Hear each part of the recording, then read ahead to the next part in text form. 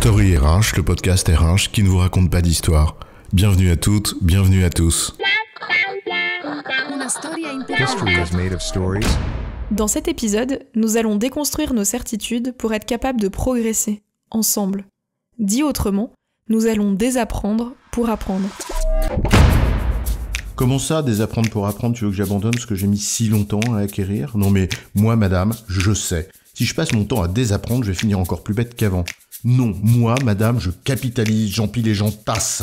En un mot, commençant, moi j'avance, je ne recule pas. Rassure-toi, Patrick, désapprendre ne veut pas dire détruire. Et tu as raison, l'objectif est bien d'avancer.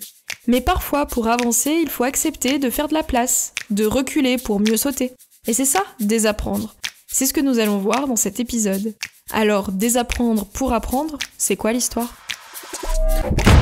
Commençons par rappeler que l'apprentissage est avant tout une responsabilité individuelle. Personne ne peut apprendre à notre place, et chacun doit s'en saisir pour faire société avec les autres, sans pour autant nier la difficulté que représente ce même apprentissage. Il demande effectivement beaucoup de rigueur, beaucoup d'efforts. Surtout si on ajoute à cela la nécessité de désapprendre, qui nous plonge dans une sorte d'instabilité permanente.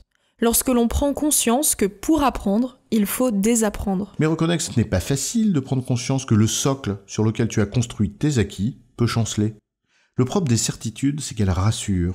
On croit que c'est certain, on campe sur ses positions et paf, le chien, patatras, tout vacille. Ce qui est complexe, c'est qu'on a besoin d'un peu de certitude pour ne pas s'enfermer dans un doute permanent. Sans aucune certitude, ce serait impossible d'avancer, de vivre. Mais en même temps, trop de certitudes empêche également de progresser. Les certitudes, c'est ce que l'on croit savoir, et c'est un ensemble forcément partiel et parfois erroné. Le danger, c'est quand on croit savoir, sans savoir que l'on croit. Gide disait « Je me passais fort bien de certitude dès lors que j'acquis celle-ci. L'esprit de l'homme ne peut en avoir. » Tout le paradoxe est là. Pour digérer et comprendre ce qui nous entoure, nous recourons au plus simple. Mais nous ne devons jamais perdre de vue que ce simple est insuffisant pour expliquer la complexité. Je cite Edgar Morin. « Le simple n'est plus le fondement de toute chose, mais un passage, un moment entre des complexités. » Or, apprendre, au fond, c'est chercher à appréhender cette complexité, tout en sachant que nous ne pourrons jamais réellement l'embrasser pleinement. Et pour ça, il faut dépasser nos certitudes et faire évoluer notre système de représentation.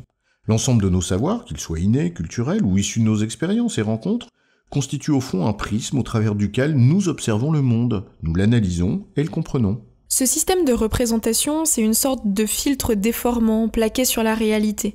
Pour obtenir la vision la plus claire possible de cette réalité, il faut nettoyer ce filtre. Apprendre, c'est se nourrir de nouvelles informations et parfois ça complète ce que nous savons déjà, sans le remettre en question, parce que ça ne soulève pas de contradictions insupportables.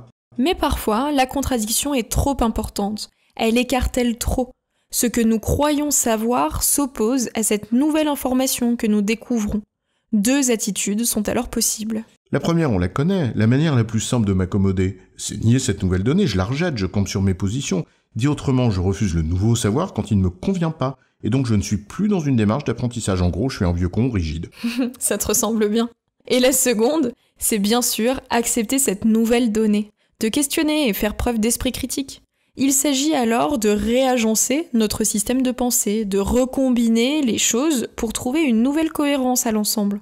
Et là, de fait, j'apprends et je progresse. Et là encore, on invite Edgar Morin qui nous éclaire quand il dit, je cite, « La seule façon de lutter contre la dégénérescence est dans la régénération permanente. Autrement dit, dans l'aptitude de l'ensemble de l'organisation à se régénérer et à se réorganiser en faisant front à tous les processus de désintégration. » Avez-vous déjà essayé de faire un réel rangement sans rien jeter ? Vous déplacerez sans réellement réorganiser. En fait, c'est la même chose pour nos placards, comme pour notre cerveau. Certaines idées reçues, certains savoirs acquis il y a des années, certaines certitudes doivent être jetées si nous voulons aller de l'avant.